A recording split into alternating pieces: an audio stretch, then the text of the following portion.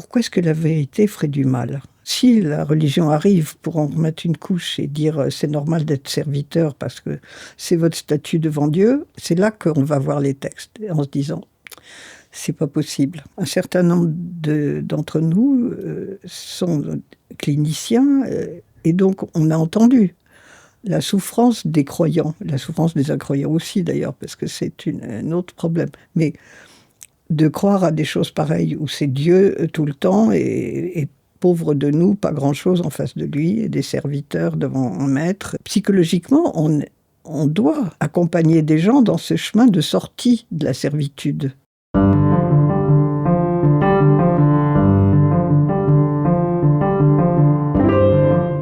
Bonjour.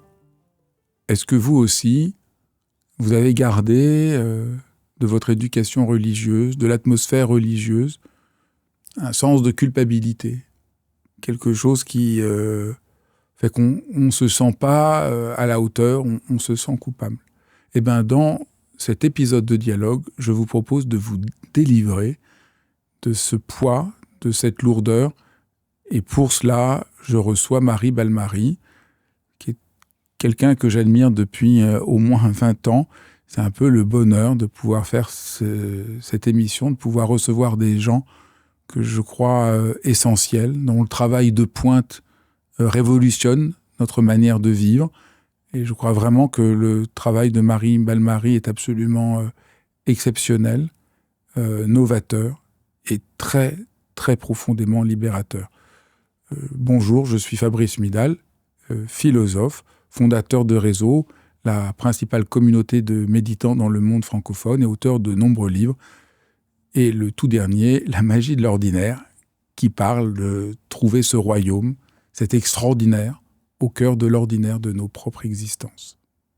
Bonjour Marie Balmary. Bonjour Fabrice Midal. Je suis très heureux de vous recevoir d'abord parce que je vous lis depuis plus de 20 ans et que je suis vraiment content de donner la possibilité à peut-être des gens qui ne vous ont pas encore lu de vous découvrir le thème de ce livre, mais qui est un peu le thème de votre travail, c'est que notre représentation de Dieu, du divin, de la religion, repose sur une profonde méprise.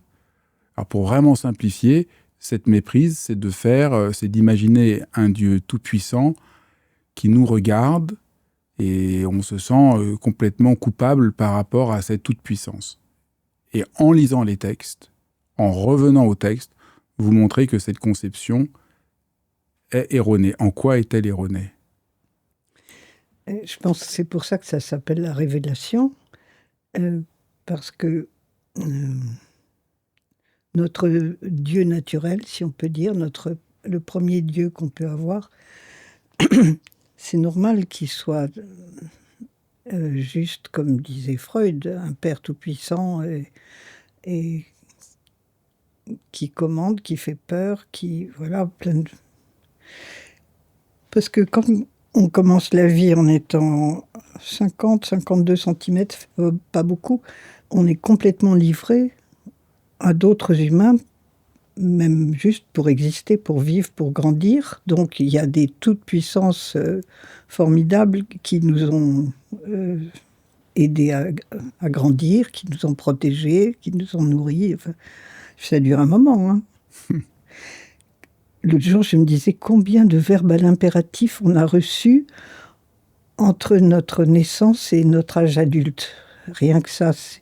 Et c'était nécessaire. Mais ça forme à l'intérieur de l'être humain ce que Freud a appelé le surmoi. Mais il pensait d'ailleurs qu'on ne pouvait pas s'en débarrasser.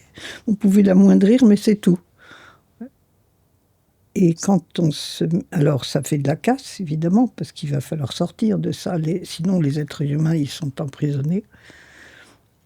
Et donc, est-ce que Dieu, c'est la suite de cette représentation d'une toute-puissance? Ou bien, ça raconte... Il y a dans ces écritures qu'on garde si précieusement à travers les juifs et les chrétiens quelque chose de quelqu'un d'autre. Et pour ça, ça mérite toute une histoire, tout un immense récit d'Israël, des chrétiens. Et il y a des écritures. Et voilà, moi, je me suis passionnée pour ces écritures. Un des premiers points, c'est de passer d'un Dieu, donc peut-être devenir adulte, c'est sortir de ce Dieu tout-puissant à un Dieu.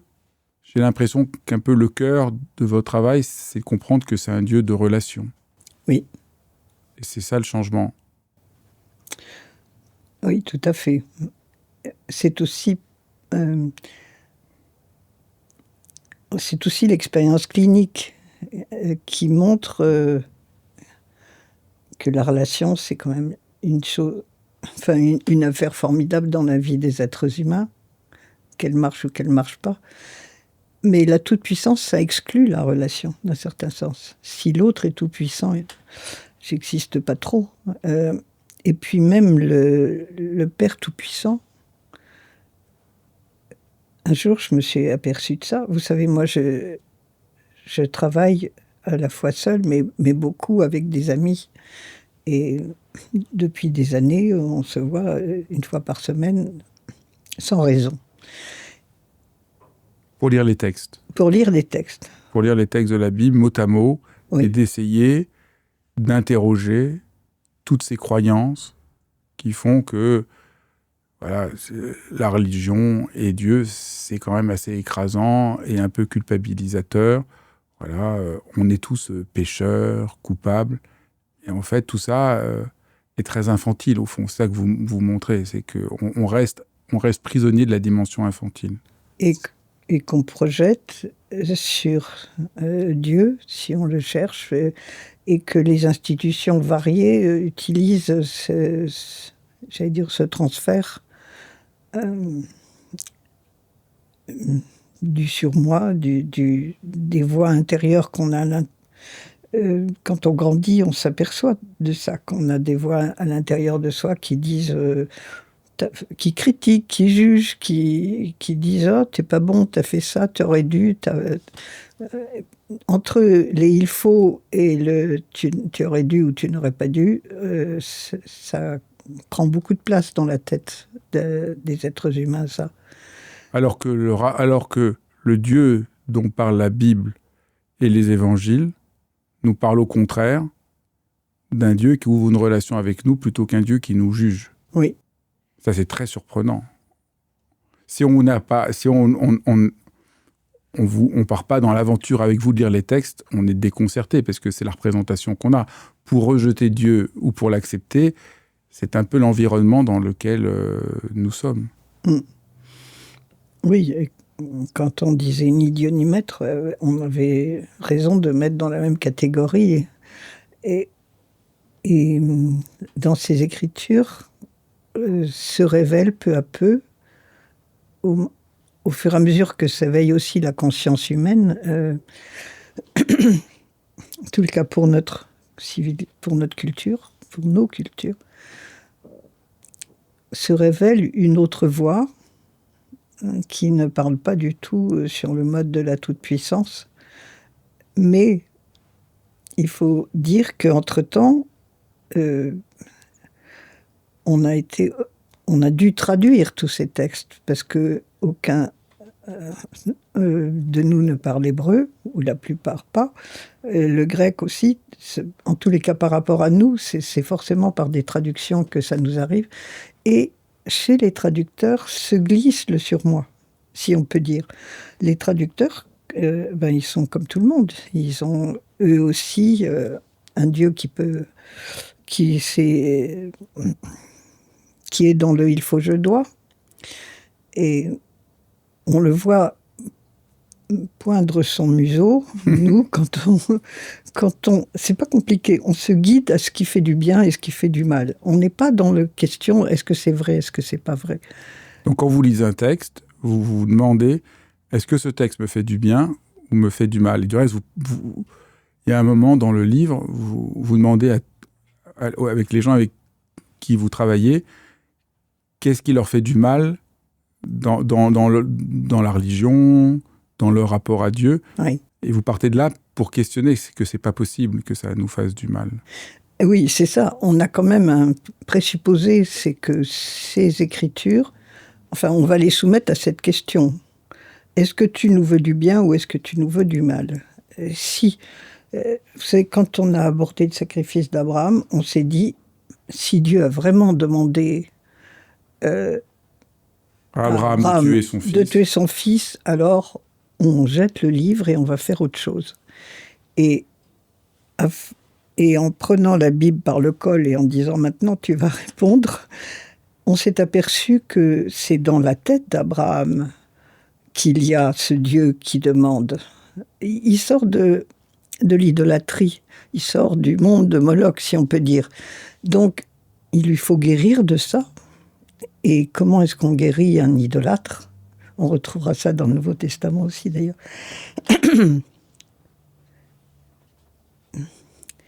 Donc, on voit que, entre-temps, le premier Dieu, le premier nom de Dieu, c'est le nom du Créateur, Elohim, qui parle à Abraham et qui lui dit prends ton fils, ton unique, etc. Et alors là, c'est là que les verbes jouent. Merci André Chouraki d'avoir pu nous remettre beaucoup plus près de l'hébreu en français. Élève-le en élévation ou fais-le monter en montée. Si on prend le littéral hébreu. Mais Abraham, il connaît qu'une façon de faire monter vers les dieux et vers le ciel. On offre un sacrifice, c'est-à-dire on immole un animal ou un enfant et on le fait brûler et c'est la fumée qui va aller vers le ciel. Voilà. Donc, il se prépare à faire ça et il monte à la montagne avec son fils, avec le bois, les cordes, enfin tout ce qu'il faut pour le feu, tout ce qu'il faut pour faire ça.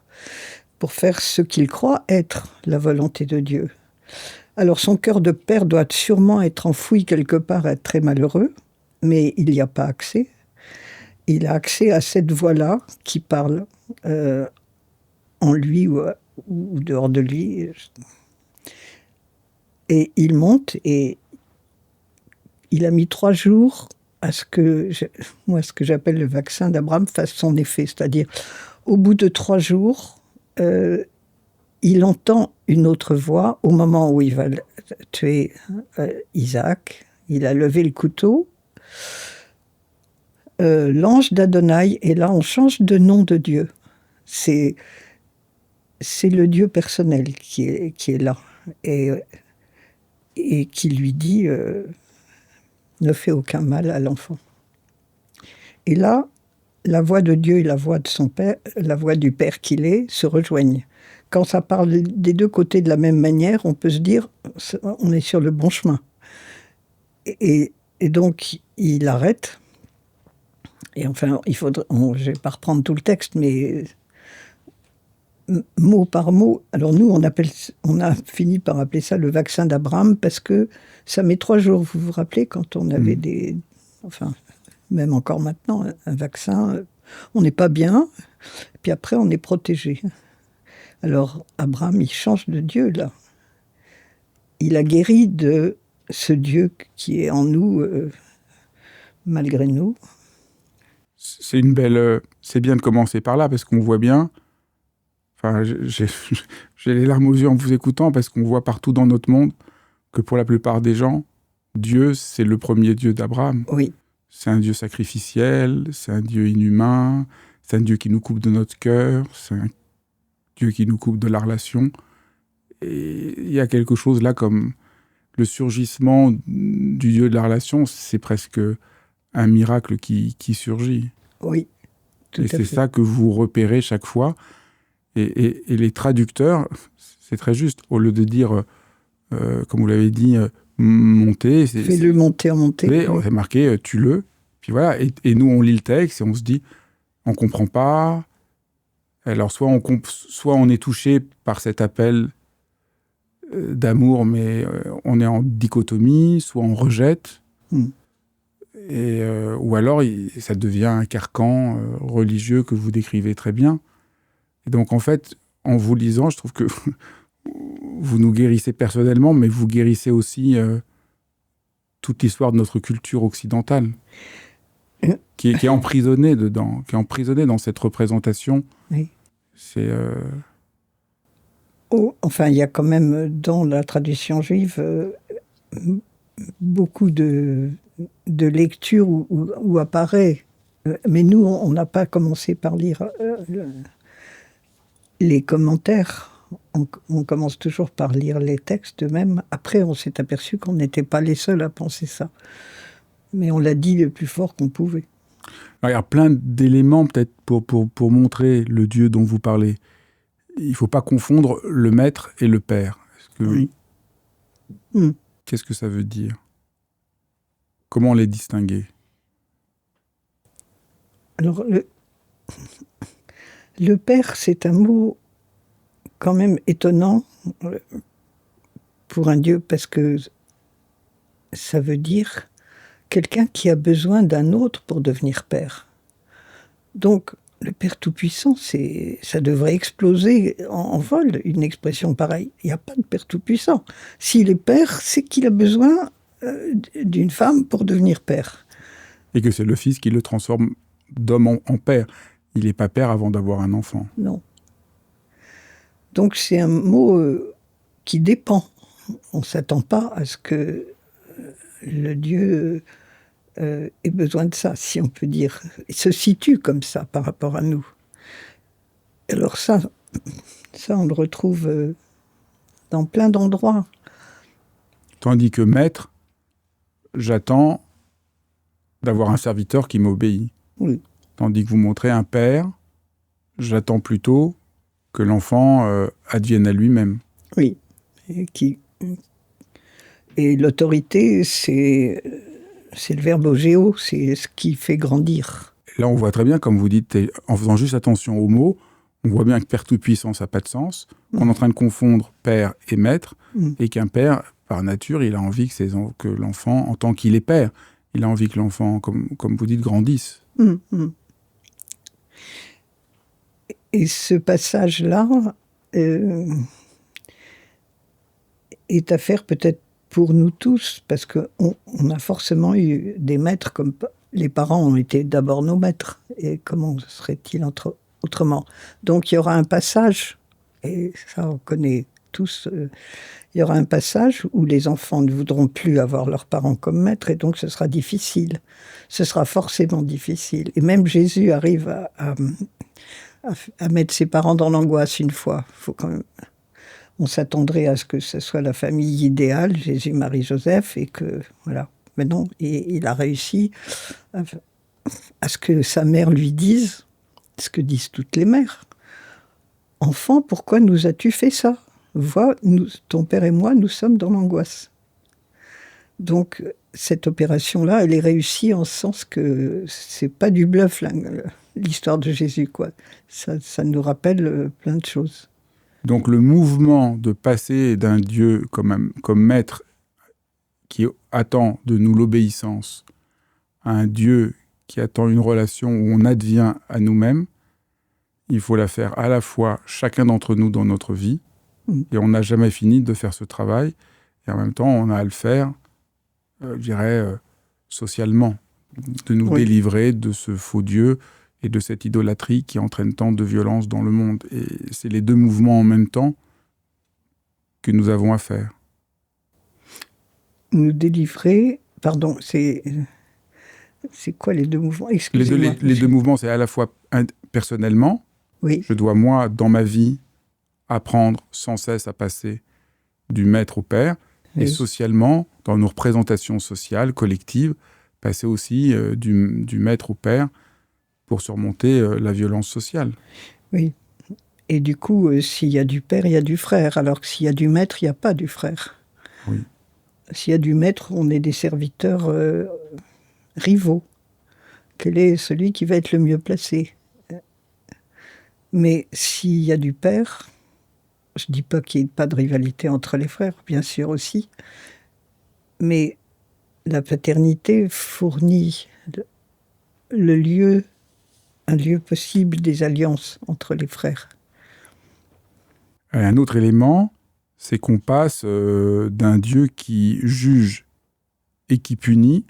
Ça aussi, c'est pas le vrai Dieu, le Dieu qui juge et qui punit. Pourquoi ? Ça nous a frappé pas plus tard que lundi soir. Il y a un endroit, plusieurs endroits, même dans l'Exode, où on a écrit « Dieu punira les fautes des pères sur les enfants, etc. » C'est dans chapitre 34, mais bon. Et en regardant de près, on s'attendait à trouver un verbe de punition. Et pakad, ça veut dire visiter. C'est très différent. Un Dieu qui visite les fautes, ça veut dire qu'il permet de les dire, de les amener au jour. Mais c'est pas pour punir les gens, c'est pour les rendre conscients de ce qui s'est passé. Or, dans les traductions, il y a ce gauchissement extrêmement souvent. Et j'avais mais c'est peut-être dans une autre période, et vous m'interrogerez peut-être plus là-dessus après, je ne sais pas. Non, allez-y.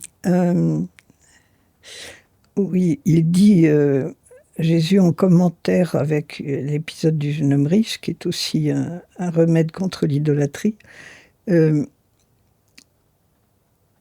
dit, il sera difficile à un riche de rentrer dans le royaume des cieux. Alors, les disciples trouvent que c'est un peu fort de café, et dit, mais alors qui pourrait être sauvé ? Et Jésus dit, alors, dans le français de la liturgie, aux hommes c'est impossible, à Dieu tout est possible.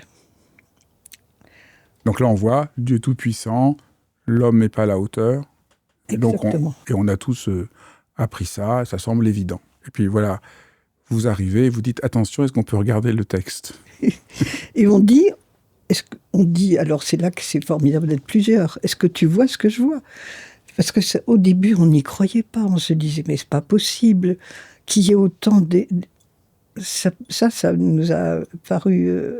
ça nous a un peu pétrifiés quand même. Mais là, on était déjà bien entraînés quand on a trouvé ça. Il y a écrit para, auprès. Alors, auprès de Dieu. Auprès des hommes, c'est pas possible, mais auprès de Dieu, tout est possible. C'est très différent. Complètement. C'est à nous. C'est de nous qu'il s'agit, c'est pas de lui tout-puissant, c'est de nous avec lui qu'il y a des choses qui peuvent se faire. Là, on respire. Alors, respirer, c'est aussi un bon signe. Quand on se met à dire, vous savez, il faut prendre un coup d'air pour se dire, mais alors, je crois qu'à ce moment-là, on fait sortir la vieille traduction de nos têtes et on dit, mais c'est bien mieux comme ça. Alors après, on peut nous dire, alors, vous guidez à ce qui est bien mieux, c'est très subjectif ça. Non mais attendez, ça fait du bien. Pourquoi est-ce que la vérité ferait du mal ? Alors nous, c'est clinique aussi. On a l'expérience, enfin, un certain nombre d'entre nous sont cliniciens, et donc on a entendu la souffrance des croyants, la souffrance des incroyants aussi d'ailleurs, parce que c'est un autre problème. Mais de croire à des choses pareilles où c'est Dieu tout le temps et pauvre de nous, pas grand-chose en face de lui, et des serviteurs devant un maître. Et donc, psychologiquement, on doit accompagner des gens dans ce chemin de sortie de la servitude. Mais alors, si la religion arrive pour en remettre une couche et dire c'est normal d'être serviteur parce que c'est votre statut devant Dieu, alors nous, c'est là qu'on va voir les textes, en se disant, c'est pas possible. Et peut-être on peut dire quelques mots, puisqu'on parle de ce texte. Donc, c'est un texte qui est très connu. Il y a un homme riche qui veut suivre Jésus. Peut-être on peut prendre le texte, si vous voulez bien le lire. Comme il sort en chemin, un homme court au-devant de lui, tombe à genoux devant lui et l'interroge. « Bon maître, que ferais-je pour hériter d'une vie éternelle ? Jésus lui dit, pourquoi me dis-tu bon ? Nul n'est bon sinon l'unique Dieu. Tu sais les commandements. Ne tue pas, n'adultère pas, ne vole pas, ne témoigne pas à faux, ne fraude pas, tu honoreras ton père et ta mère. Maître, tout cela j'ai bien observé dès ma jeunesse. Il lui dit. Jésus, après l'avoir fixé, l'aime et lui dit, une seule chose te manque, va, ce que tu as, vends, donne aux pauvres et tu auras trésor en ciel. Viens, accompagne-moi. Lui s'assombrit à cette parole. Il s'en va attristé, car il avait beaucoup de possessions. Jésus regarda la ronde et dit à ses disciples, « Comme il sera difficile à ceux qui ont de l'argent d'entrer dans le royaume des dieux. » Les disciples sont effrayés de ces paroles. Jésus de nouveau répond et leur dit, « Enfants, comme il est difficile d'entrer dans le royaume de Dieu, il est plus facile à un chameau d'entrer par un chat d'aiguille qu'à un riche d'entrer dans le royaume de Dieu. Ils sont frappés outre mesure et se disent entre eux, « Et qui peut être sauvé ?» Jésus les fixe et dit, « Pour des hommes impossible, mais non auprès de Dieu, car tout est possible auprès de Dieu. » Pierre commence à lui dire, « Voici nous avons tout laissé et nous te suivons. » Jésus dit, « Amen, je vous dis, il n'est personne qui laisse maison ou frère ou sœur ou mère ou père ou enfant ou champ à cause de moi et à cause de la bonne nouvelle, sans recevoir au centuple, maintenant, en ce temps-ci, maison et frères et sœurs, et mère et enfants et champs, avec des persécutions. Et dans l'éternité qui vient, une vie éternelle, beaucoup seront premiers et derniers, et les derniers premiers. » Alors, est-ce que vous voulez bien nous aider à rentrer dans le texte et voir qu'il ne s'agit pas exactement de ce qu'on croit ? Puisqu'on croit, et voilà, évidemment, que parce qu'il est riche, il ne pourra pas rentrer dans le royaume. Ce n'est pas tout à fait de ça dont il s'agit. Non, c'est pas de ça dont il s'agit, parce que sa richesse à lui, c'est d'être parfait. Quand Jésus lui énumère les commandements, il dit les commandements par rapport au prochain, puis Maître, tout cela, j'ai bien observé dès ma jeunesse. C'est peut-être pour ça qu'on appelle le jeune homme riche, mais à part ça, je vois pas où il a été appelé jeune. Enfin bon. Et donc ça, c'est la phrase que vous remarquez, cette phrase que moi, j'avais jamais fait attention. Mais le fait qu'ils disent « Maître, tout cela, j'ai bien observé dès ma jeunesse », là, il y a un truc qui va pas, en fait. Ah oui, en voilà un qui ne s'est pas foutu la paix. Ça, c'est sûr. Donc, Jésus fait le contraire de... Il a une ruse juive formidable. C'est-à-dire, il va en rajouter. Voilà un homme qui vient chercher... Il est prosterné, c'est déjà pas un bon signe qu'il se prosterne. Il l'appelle maître, évidemment, mais c'est peut-être en seigneur aussi. Et là, il n'a pas tort, mais pourquoi cette prosternation ? Et il veut hériter de la vie éternelle, mais pour hériter, il n'y a rien à faire. Il suffit d'être fils, si toutefois c'est simple d'être fils. Donc Jésus, alors c'est là qu'il s'enclenche une décision à prendre sur ce texte, parce que ou bien on pense que Jésus lui dit va, enfin on ne pense pas, on voit écrit va, ce que tu as, vends, donne aux pauvres et tu auras un trésor en ciel. Et viens, accompagne-moi. Là j'ai traduit autrement, parce que d'habitude suivre, on a mis suivre partout pour Jésus, suis-moi, etc. Or à chaque fois, presque à chaque fois, Jésus dit un verbe qui veut dire chemine avec moi. Il y a le mot chemin dans le verbe. Donc, c'est pas suivre. Suivre, c'est derrière. Donc, on est de nouveau avec le maître. Donc, si Jésus dit accompagne-moi, il y a même un endroit où il dit si quelqu'un veut venir derrière moi, qu'il renonce à venir derrière moi et qu'il m'accompagne. Mais ça a été bon. C'est un peu plus loin. J'ai repris, mais bon. Heureusement, l'ordre qui lui est donné là, enfin le commandement, est tellement exorbitant que cette fois-ci, la servitude de cet homme casse. Enfin, moi, c'est comme ça que nous le lisons. Il ne va pas obéir. Il va s'en aller. Il est triste. Et je pense que c'est la première fois qu'il ose ne pas être conforme. Il a demandé il est venu demander un 11e commandement. Il l'a reçu. Et crac, justement, il ne va pas l'accomplir. Parce qu'en fait, si on reprend, donc cet homme court, donc se trompe en se prosternant et en ayant un rapport de maître à Jésus. Et Jésus lui dit, mais si tu veux avoir le royaume, c'est tout simple. Suis les commandements du rapport à autrui, entre dans la relation. Oui. Et en fait, ce que vous remarquez, j'y reviens parce que c'est tellement incroyable. Et ce que vous remarquez, c'est quand il dit « mettre tout cela, j'ai bien observé dès ma jeunesse », ça veut dire, comme vous dites, il ne s'est pas foutu la paix, mais ça veut dire aussi qu'il s'égare sur lui-même, puisque personne n'a jamais fini d'entrer en relation avec les autres. Non. Donc là, au fond, il y a une méprise profonde. Et il est encore dans l'idée, est-ce qu'on peut dire, il est un peu comme Abraham, qui se trompe sur Dieu et qui pense encore que pour avoir le royaume, il faudrait être parfait et sacrificiel. Et c'est pour ça que le titre du livre, c'est « ce Dieu en nous que nous ne connaissons pas, à la recherche du royaume », parce que le royaume, il est en nous, et on n'a rien à faire pour l'avoir, puisqu'il est là en nous en tant que nous sommes des êtres humains, et Dieu est là pour nous montrer que le royaume est en nous. Et là, le jeune homme, il ne veut pas du tout que le royaume soit en lui. Donc c'est ça le... Mais en lui, il ne connaît pas, il est pas rentré. C'est ça.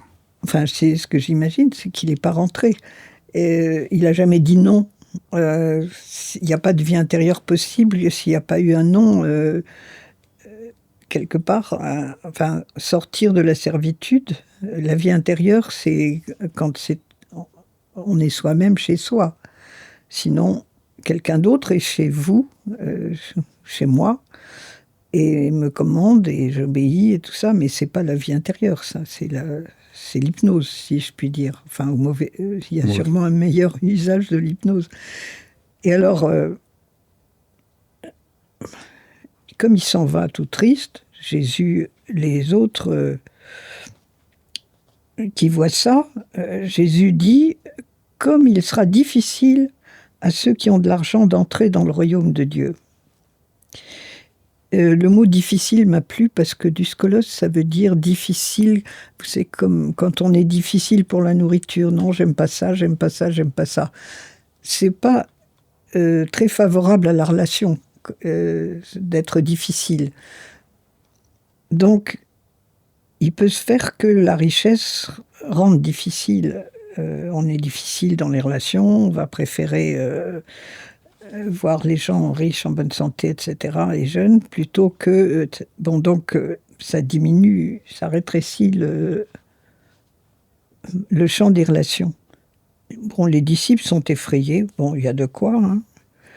Puis, et Jésus en remet une couche. « Enfant, comme il est difficile d'entrer dans le royaume, plus facile un chameau d'entrer par un chat d'aiguille qu'un riche d'entrer dans le royaume de Dieu. » Alors là, c'est too much. Mais non, mais je dis ça parce que nous, quand on commente les textes, quand on les lit en argot, enfin, en français familier. Et tant qu'on les a pas mâchonnés comme ça, qu'on les a pas remis dans notre langue, on n'arrive pas à le suivre bien. Donc, ça fait partie de la servitude que de devoir, que de s'interdire des mots qui sont les nôtres dans la vie de tous les jours. Et alors, je reviendrai au chameau peut-être après, mais Jésus les fixe et dit, parce qu'ils disent qui peut être sauvé, et Jésus dit, pour des hommes impossibles, mais non auprès de Dieu, car tout est possible auprès de Dieu. Alors les apôtres, bon, comment Pierre, toujours le premier à foncer, commence à lui dire, nous avons tout laissé et nous t'accompagnons. Alors là, c'est le bon chrétien, si on peut dire, qui croit, qui pense qu'il a tout laissé. En effet, ils ont quand même laissé un certain nombre de choses. Mais le tout laisser, ça va pas être du goût de Jésus, et ça m'enchante, je dois dire. Parce qu'il aurait marché dans ce truc-là, il aurait dit oui, vous avez tout laissé, c'est formidable. Là, je crois qu'on reprenait la route ailleurs. On reprenait la route, c'est-à-dire que là, ça aurait été encore une vision sacrificielle du rapport à Dieu, et absolument. pas ce que vous cherchez, la relation qui permet de trouver le royaume en nous et de nous accomplir. Oui, et de le trouver en nous et entre nous. Et alors là, il y a quand même une drôle de phrase. Il n'est personne qui laisse, de son propre chef, hein, il n'est personne qui laisse maison ou frère, ou sœur, ou mère, ou père, ou enfant, ou champ, à cause de moi, et je dirais même à cause de je, la première personne, à cause de la bonne nouvelle, sans recevoir au centuple maintenant, en ces temps-ci, maison et frères, et sœurs, et enfants et champs. Avec des persécutions, ça c'est encore dans l'éternité qui vient, une vie éternelle. Donc ce que cherche le jeune homme riche. Il n'y avait pas besoin de laisser plusieurs choses. On a mis longtemps à voir ça, parce que c'est des petits mots de rien du tout. Ou, on laisse ça ou ça, mais pas tout. Seulement une chose, peut-être. Ou ça. À cause de ce chemin du royaume, sans recevoir au centuple, maison, tout ce qu'on a laissé, enfin un par un, mais et donc, au lieu que ce soit une soustraction, c'est une addition. Enfin, ça fait pivoter la position de celui qui écoute Jésus. Il ne demande pas tout. Il aurait demandé tout. C'est comme vous dites, on repartait sur le chemin sacrificiel. Donc, qu'est-ce qu'il demande? Qu'est-ce que Jésus nous demande? Mais là, il dit pas que quelqu'un demande. Il n'est personne qui laisse maison. Il y en a pas un qui a fait ce mouvement-là de lui-même. Pas pour obéir aveuglement, mais de lui-même. S'il a fait ce chemin-là, de laisser ça et ça pour ça ou ça, pardon, pour ce qui l'intéresse, peut-être la relation, la parole, je ne sais pas. Et surtout le changement de Dieu, enfin, qui laisse quelque chose pour trouver un autre rapport à Dieu et aux autres. Donc il ne s'agit pas de tout abandonner comme on le croit, mais il s'agit de passer du fait d'avoir quelque chose à la relation. En fait, c'est la question ici à nouveau, c'est de manquer la relation, la rencontre. Oui, à cause de jeu et à cause de la bonne nouvelle. Et la relation entre la première personne et la bonne nouvelle, ça prend encore beaucoup de temps. Mais est-ce qu'on peut dire deux mots? On revient à la question du jeu et du tu. On est chez Martin Buber, on est chez d'autres gens aussi, mais cet essentiel de la vie des hommes, qui est de parvenir à être des êtres parlants. Ah, je peux faire une digression. Vas-y. L'autre jour, on a vu que quand Jésus dit à ces pêcheurs auxquels il vient de dire « venez », il choisit des pêcheurs. Pourquoi il n'a pas choisi des bergers, je ne sais pas. Et puis après, on regarde. Il dit « je ferai vous des pêcheurs d'hommes ». Mais ce n'est pas le mot « pêcher » qu'il emploie, c'est « attraper vivant ». Prendre vivant. Donc, quand on pêche les poissons, ils meurent. Mais les poissons, c'est ictus en grec, ça veut aussi dire l'homme qui ne parle pas. Donc, pêcheur d'hommes, ça voudrait dire, je ferai de vous des pêcheurs d'hommes, des gens qui vont chercher les hommes qui ne parlaient pas pour les emmener vivants à la parole. C'est autre chose. Donc c'est ça la relation, c'est rentrer dans la parole, devenir parlant. Donc la parole ici, c'est pas la parole de vérité. Vous voyez, à nouveau, je vous pose la question, est-ce que prisonnier par plein d'une histoire, la parole, on entend la parole de vérité? Non, c'est ce que vous rappelez, c'est la parole qui permet de parler entre nous. Oui, c'est la parole qui vous donne la parole. La parole qui vous permet d'accéder à la parole en vous-même, c'est-à-dire la première personne, que quand je dis « je », ce soit « je ». Enfin, Donc Jésus est là pour nous donner la parole. Voilà le renversement par rapport à ce qu'on entend du texte. Il est à nouveau, j'ai les larmes aux yeux parce que on prend le texte. Il faut que je sacrifie tout, sinon je suis un moins que rien. Et là, ça devient non, il faut que j'arrive à dire je. En décollant de quelque chose qui m'empêchait peut-être de dire je, que ce soit maison, champ, mère, frère, etc. Ou au début du texte, Ou le fait ça. de vouloir être parfait, Oui, qui m'empêche de dire je. absolument. Tant que je dis pas je, j'ai aucun rapport au royaume. Oui. Et dire je, c'est... Il y a un passage par dire non avant de dire je. Vous savez, les enfants, s'ils ne peuvent pas dire non, ils ne peuvent pas dire je. En général, ils ne se laissent pas faire, heureusement, pour bien signifier que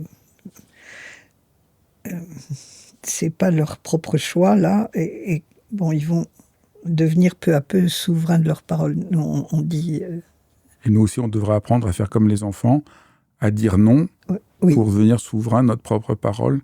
Et c'est ça, si les textes sacrés ont un sens, c'est de nous apprendre ça. Voilà. Et il y a un Dieu qui garantit cet avènement de l'humain à la parole. C'est quand même fort de café, mais... Oui.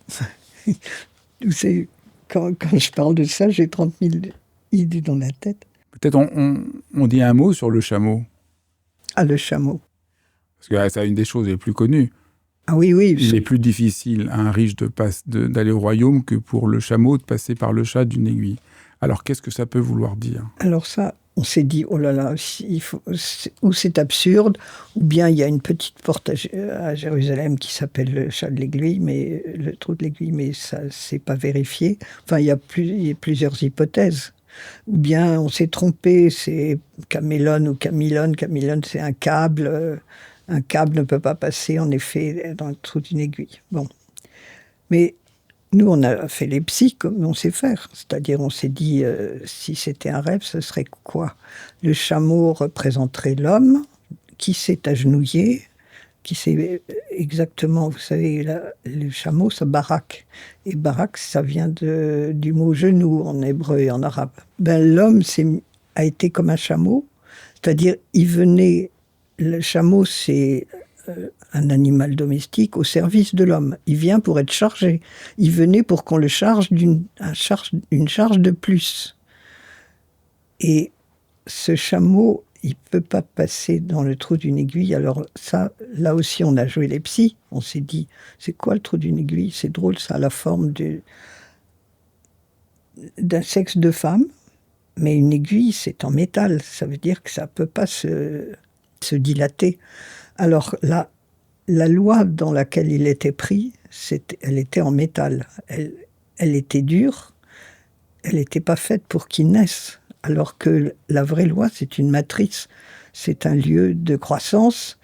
Et puis un jour, comme toutes les matrices, enfin, elles sont faites pour ça, elles s'ouvrent pour laisser sortir l'être vivant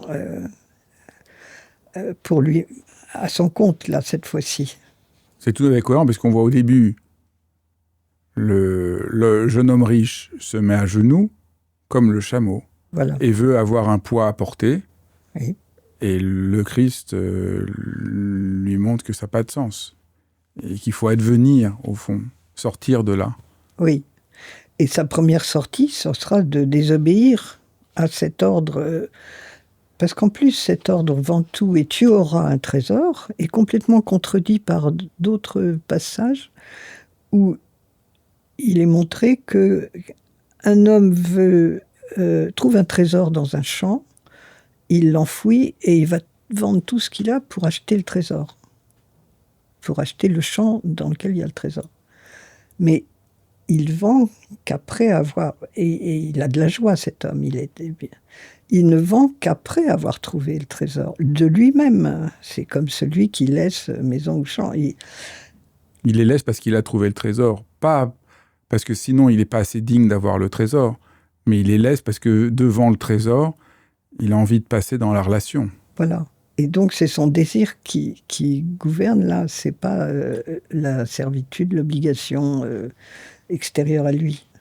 Mais c'est étrange parce que ce que vous dites, enfin étrange, c'est vraiment la lecture que fait Nietzsche des trois métamorphoses. Absolument. Ça, c'est absolument oui. dingue, puisque Nietzsche parle, d'abord, on est le chameau, et il dit vraiment ça, c'est « je suis là que pour porter », après, je deviens le lion qui dit non, pour enfin devenir l'enfant qui peut dire oui. Qui peut dire oui.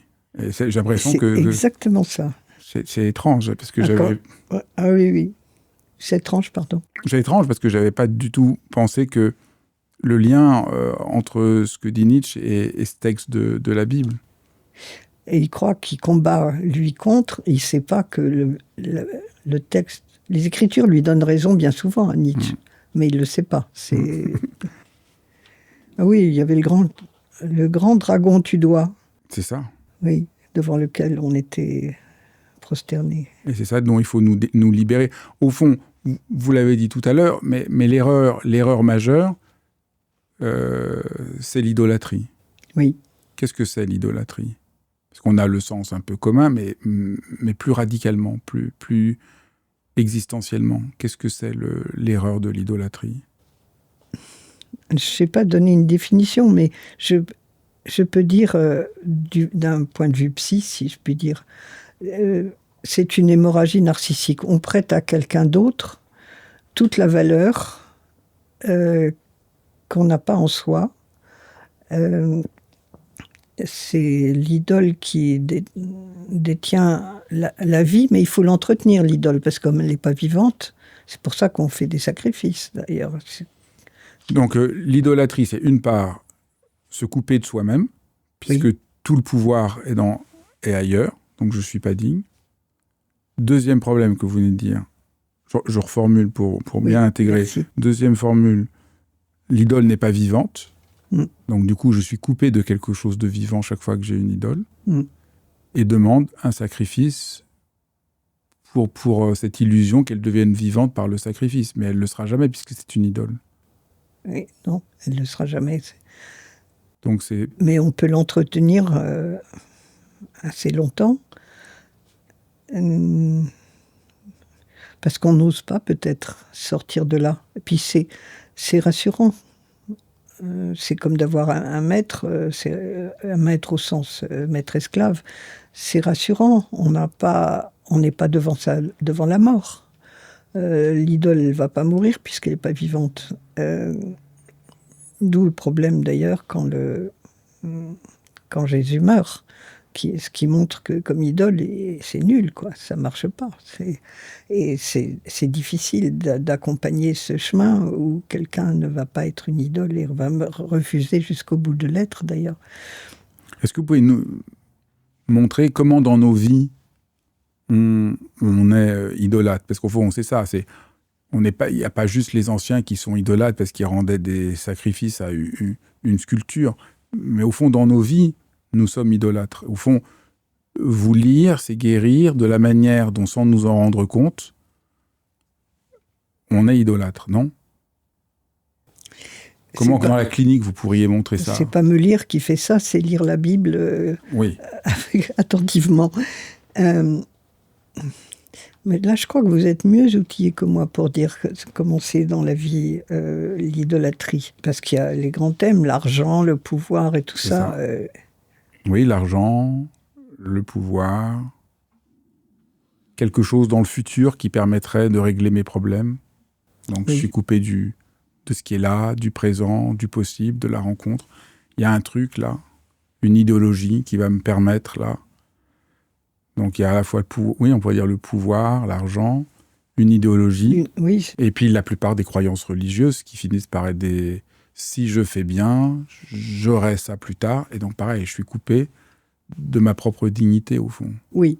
Et donc, le mouvement, mais vous ne lâchez rien que le mouvement, je trouve dans votre travail, vous ne lâchez rien sur le fait que le mouvement, c'est vraiment revenir à la nudité de notre propre être qui ose dire « je ».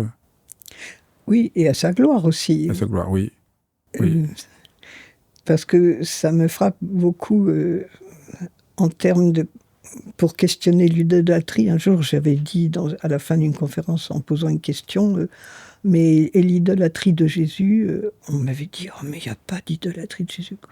Alors que ça me paraissait évident, puis ça a fait beaucoup de morts quand même. C'est d'ailleurs une des façons qu'on a de reconnaître l'idolâtrie, c'est qu'on va tuer les gens qui sont des briseurs d'idoles, parce qu'ils vous fichent votre programme en l'air.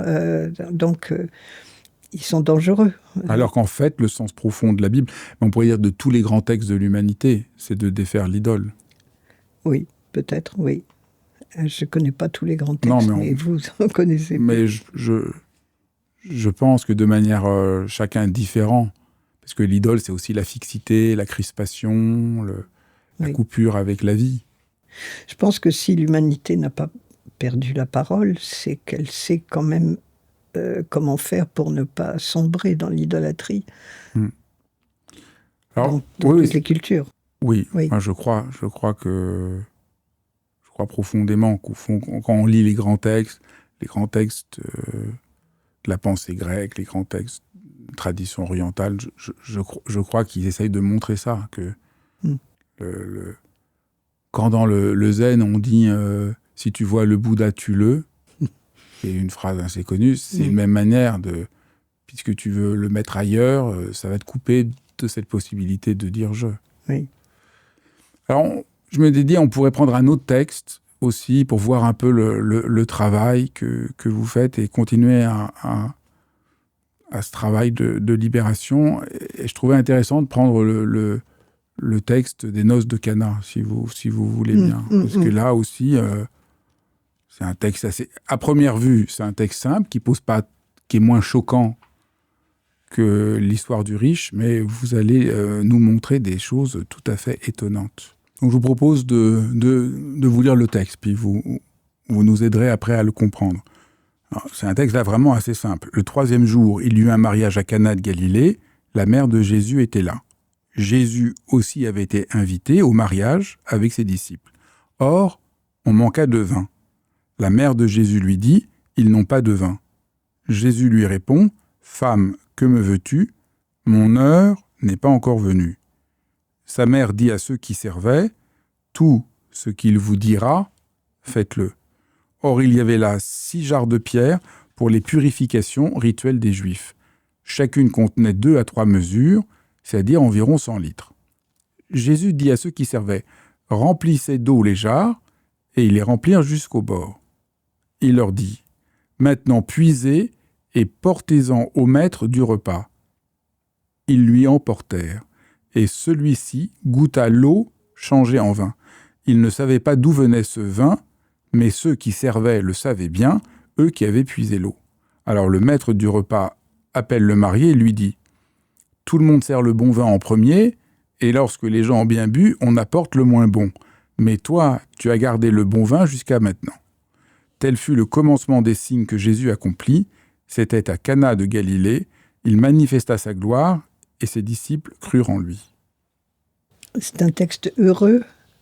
C'est le début, c'est le chapitre 2 de Jean, c'est le début de l'Évangile.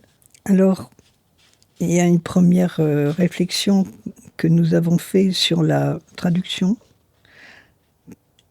parce que, et on bute encore sur la toute-puissance, sa mère dit à ceux qui servaient, « Tout ce qu'il vous dira, faites-le. » Où ? On est allé voir dans le grec, il n'y avait pas tout. Parce que s'il y a tout, ça, voilà, c'est à nouveau la servitude, obéissez.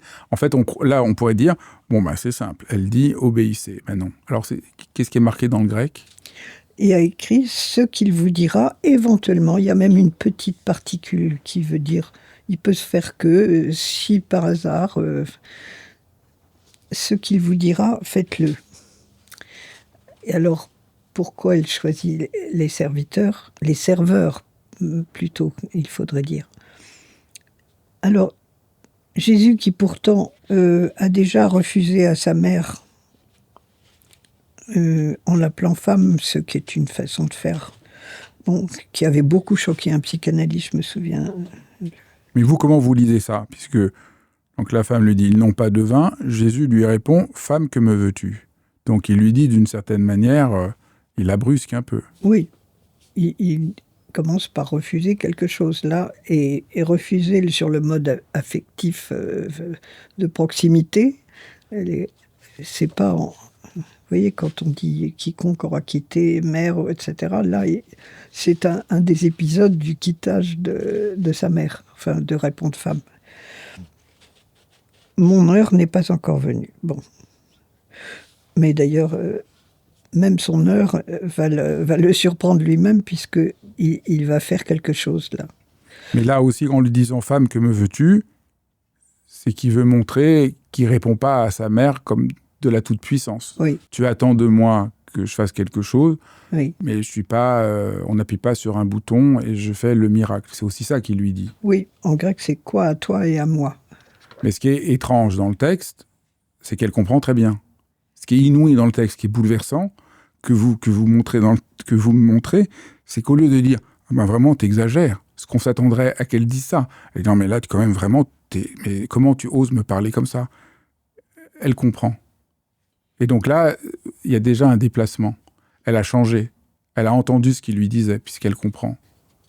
Oui, mais c'est une femme qui n'obéit pas à l'ange Gabriel. C'est déjà quelqu'un qui avait une faculté de dire non assez puissante quand même. Là, on peut rappeler, parce que ça aussi, moi j'ai pleuré quand vous expliquez ça. Donc, on connaît tous le moment où l'ange arrive pour prévenir Marie qu'elle va enfanter. Et là, vous remarquez quelque chose que très peu de gens remarquent. Et moi, c'est d'avoir travaillé. C'est la tradition juive qui me permet ça, parce que quand on a vu comment Ève se comportait, on comprend que Marie ne se comportera justement pas pareil. On lui promet la toute-puissance. Gabriel dit « Voici, tu concevras dans ton sein, tu enfanteras un fils, tu l'appelleras son nom Jésus, il sera appelé fils du Très-Haut, il régnera sur la maison de Jacob pour l'éternité. » On est en plein dans le portrait d'un tout-puissant.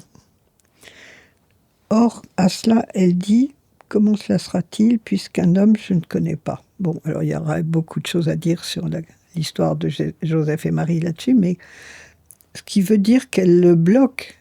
Elle dit non. Elle dit non, et c'est étonnant de voir que là aussi, il y a un vaccin, si je puis dire. Il lui présente une tentation, et si elle marche, c'est Ève qui recommence, et ce sera Caïn qui naîtra. Et il sera prisonnier de sa mère, et elle aura eu un fils tout-puissant avec Dieu. C'est ce que dit Ève. Donc, vous voyez, elle est cette femme qui a résisté à la tentation majeure d'une femme d'être la mère d'un tout-puissant. C'est quand même dingue, parce que presque partout, presque tous les théologiens expliquent que Marie, c'est le oui. Et là, vous montrez que Marie, c'est d'abord le non.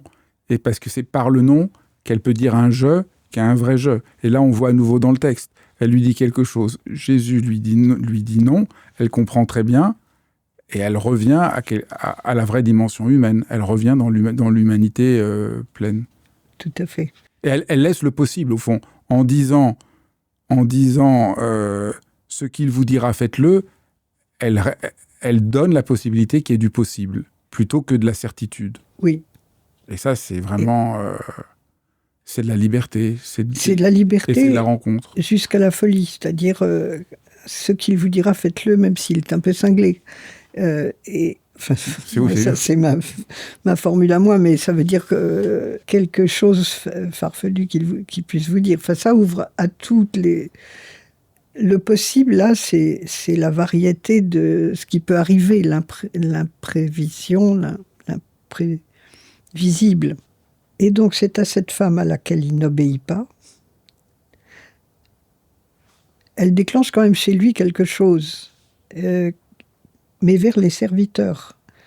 Les serveurs remplissaient d'eau les jarres. Alors, c'est des grandes jarres.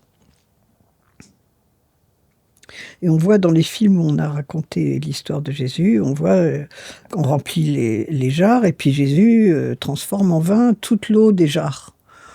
Après, qu'est-ce qu'on fait? Enfin bon, ça m'a toujours un peu étonné, ça. Mais en fait, pas du tout. Et les jarres sont, depuis le début jusqu'à la fin, de l'eau. Et il dit au serveur, remplissez d'eau, puis maintenant puisez et portez-en au maître du repas. Ils lui emportèrent. C'est pour ça que je dis qu'ils acceptent de rentrer dans quelque chose d'un peu fou. Parce que, et celui-ci goûta l'eau changée en vin, bon, les serveurs savaient bien, eux, que c'était de l'eau qu'ils avaient puisée. Alors qu'est-ce que ça nous raconte? Ça nous raconte quelque chose d'autre. Quelque chose d'impossible, quelque chose qui appartient à une autre dimension. Cette eau ne devient vin que quand elle est portée à l'autre. C'est de l'eau relationnelle qui devient vin. Et c'est le vin de la confiance et oui, je ne sais pas comment on appelle ça. On ne l'appelle pas, on le boit, quoi. C'est complètement inouï, ce que vous dites. Parce qu'entre ce qu'on croit, avant de vous lire, moi, ce que je croyais, bon, ben voilà, Jésus, il a des pouvoirs magiques, il transforme l'eau en vin, pouf, comme ça, comme un peu un magicien. Non, pas du tout. En fait, ce que lit le texte, vous avez absolument raison, là, c'est juste le texte. Oui. C'est l'eau devient vin dans la relation, oui. dans la rencontre, dans le partage, et dans la confiance. Parce qu'il y a aussi, oui. on ne sait pas ce qui est le plus central. Est-ce que c'est la confiance qu'ont les serviteurs d'emmener de l'eau en faisant confiance sans raison? Est-ce que c'est le fait qu'on donne pour de bon? Parce que la confiance a à voir avec le don. Il y a une articulation profonde entre ces deux notions. Oui, le fait qu'il donne avec confiance. Et ça change, ça change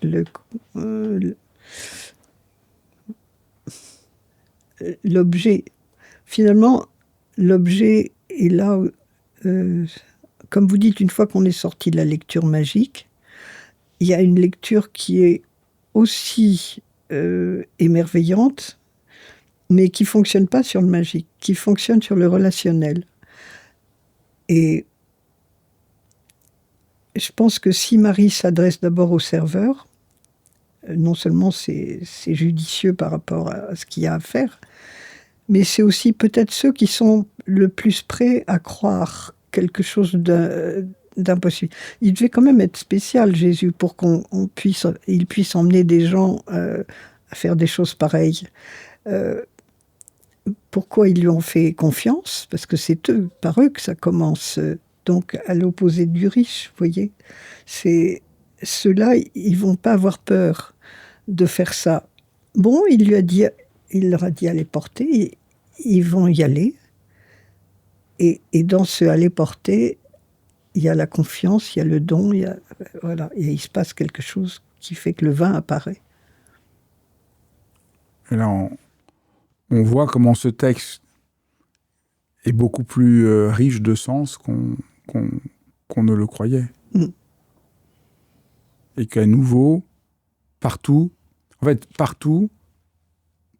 il s'agit de faire ce passage du Dieu tout-puissant, culpabilisateur, moraliste, à un Dieu qui veut nous faire entrer à la fois dans la possibilité de dire « je », à la fois dans la relation, à la fois dans la rencontre, et dans un émerveillement, et dans les retrouvailles avec le royaume qui est en nous. C'est vrai, et ça sans jamais perdre l'appui de la loi. Alors ça, on a vu ça beaucoup, parce qu'on a entendu dire quand on était enfant, l'Ancien Testament c'est le Dieu sévère, et l'Évangile c'est le Dieu d'amour. Et quand les chrétiens disent, nous on n'a plus besoin de la loi, en lisant de travers Paul je crois, on est dans l'amour, ben l'amour sans loi ça marche pas non plus. Pourquoi ? Parce que il n'y a pas la règle de relation à l'autre. L'amour sans la loi, c'est la possession. Et c'est pour ça qu'on remonte tout le temps à la Genèse, nous. C'est notre camp de base, vous savez. On on vérifie, ça se vérifie tout seul, ça nous vient spontanément. Oui, mais dans la Genèse, il y a cet interdit, c'est justement, on a vu qu'il était donné entre l'homme et la femme, donc c'est pas Dieu qui se réserve la connaissance, c'est une connaissance qu'on ne doit pas prendre de l'autre. Et cet interdit de connaître, il y a du bonheur et malheur, enfin bon, je ne vais pas reprendre tout ça. Bon, on veut dire très rapidement, puisque vous en parlez, c'est tellement éclairant, vous montrez que aussi, là, donc, votre camp de base, c'est de montrer que l'arme de la connaissance, c'est pas du tout ce qu'on croit, c'est que Dieu nous interdit pas de savoir, mais ce qu'il nous dit, c'est de croire que je peux connaître l'autre, que je peux saisir l'autre. Ce qui nous interdit, c'est de croire... Oui. C'est de refuser la relation. C'est de refuser l'altérité, l'étrangeté de l'autre, l'inconnaissance de l'autre. Et pourtant, Dieu lui-même respecte cette loi, parce que sinon, on ne parlerait pas, je veux dire. Bah, vous savez, moi, franchement, ça me plaît plus. Parce que si le péché premier, c'est de vouloir connaître, je ne vois pas trop le rapport avec comment ça va m'aider à vivre. Mais si l'interdit premier, c'est de refuser que l'autre m'échappe, soit toujours autre, et donc je dois ouvrir une relation avec lui, bah là, c'est sûr, on se sent mieux. Ça va mieux, oui. On va mieux. C'est pour ça que quand on dit qu'on n'a pas trouvé le péché originel, nous, le mot faute n'apparaît que pour Caïn, et encore, Dieu lui dit « Attention, une faute te menace ». C'est pas quand il a tué Abel. Donc, la faute originelle, non. Désolé, monsieur Augustin, mais on peut faire ça autrement si on lit un peu mieux, un peu de plus près. Et puis, cliniquement, je dois dire qu'il y a des choses qui, peut-être, que notre époque peut lire avec la découverte de l'inconscient et bon. De quoi est faite la relation? Qu'est-ce qui est indispensable à la relation? Qu'est-ce qui est indispensable à la relation? Une loi. Une loi juste, une loi... pas plus de lois qu'il n'en faut. Même le décalogue, vous savez, les 10 commandements, Lacan dit que c'est les lois de la parole elle-même. Donc, ce ne sont pas des lois pour nous priver de quelque chose, c'est au contraire. L'interdit et l'interdit de la Genèse, c'est l'accès à la vie divine. C'est pas Dieu qui se réserve la vie divine, parce que alors, ce Dieu-là, zut, moi je vois pas pourquoi. Note de bas de page, Dieu se réserve la connaissance. Moi je hurle. Enfin, pourquoi est-ce que on croirait dans un Dieu qui se garde la connaissance? Mais non, c'est l'accès à la bonne connaissance qui est une non-connaissance de l'autre, qui est dit, qui fait qu'on dit je ne te connais pas, dis-moi. C'est ça. C'est beau de finir là-dessus. Je ne te connais pas, dis-moi. C'est ça, au fond. Oui. C'est ça le rapport à l'autre, c'est ça le rapport à Dieu. Et c'est oser poser une question, c'est cette ouverture-là. Merci infiniment. Je suis très ému d'avoir pu faire ce dialogue avec vous. Mais moi aussi, merci infiniment de sentir ça tellement finement. Merci d'avoir suivi cet épisode de dialogue. Si vous voulez être au courant de toutes mes activités et de tous les dialogues que je fais, surtout, abonnez-vous à ma newsletter. C'est là où je vous fais part en avant-première des gens que j'invite et que je vais inviter.